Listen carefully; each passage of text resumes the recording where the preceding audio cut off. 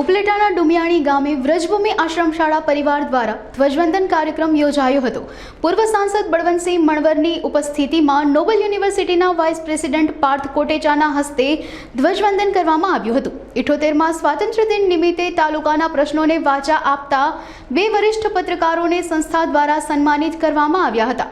રાજ્ય અને કેન્દ્ર સરકારના વૃક્ષારોપણની કામગીરીને વેગવંતુ બનાવવા શાળા સંકુલમાં 21 વૃક્ષોનું વાવેતર કરવામાં આવ્યું હતું। તેમજ શાળા પરિવારના બાળકો દ્વારા વિવિધ સાંસ્કૃતિક કાર્યક્રમો યોજવામાં આવ્યા હતા।